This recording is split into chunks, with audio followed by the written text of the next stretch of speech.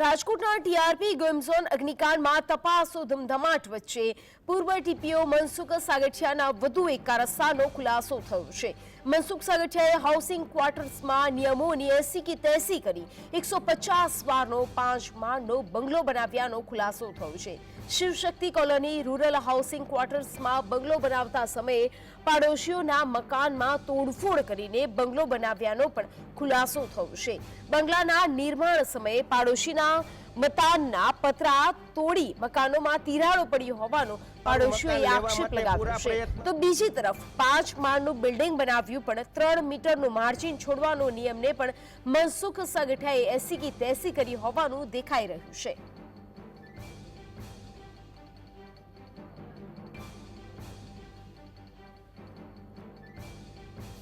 મારું મકાન લેવા માટે પૂરા પ્રયત્ન કર્યા, એના મળતિયાઓને મોકલા, પણ અમે જાગ ઝીલી છે અને અમારા ફાધરે અને અમારે છેલ્લે એમ કર્યું હતું કે અમે આમાં ભાઈ આત્મહત્યા કરશું, અમે કમિશનર કચેરીએ જઈને અમારું મકાન લેવા માટે પૂરા પ્રયત્ન કર્યા, એના મળતિયાઓને મોકલા, પણ અમે જાગ ઝીલી છે અને અમારા ફાધરે અને અમારે છેલ્લે એમ કર્યું હતું કે અમે આમાં ભાઈ આત્મહત્યા કરશું, અમે કમિશનર કચેરીએ જઈને આત્મહત્યા હાજી મફતના ભાવમાં, બિલકુલ મફતના ભાવમાં। આજે સોસાયટી છે આની અંદર 5 માળનું મકાન બની શકે સાહેબ 25ના રોડ ઉપર કોઈ દી મંજૂરી મળે? હું તમને મીડિયાને સવાલ કરું છું, મળે 25નો રોડ અને 96 વારનું મકાન, તો શું 5 માળની મંજૂરી મળે?